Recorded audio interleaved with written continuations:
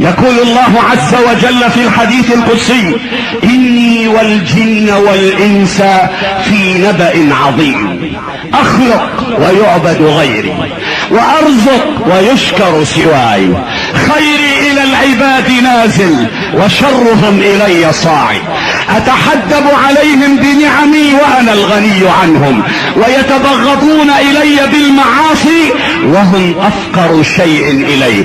من أقبل إلي منهم لقيته من قريب، ومن أدبر عني ناديته من بعيد.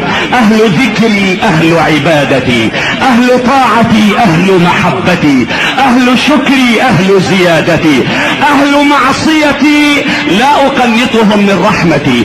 إن تابوا إلي فأنا حبيبهم، وإن لم يتوبوا إلي فأنا طبيبهم.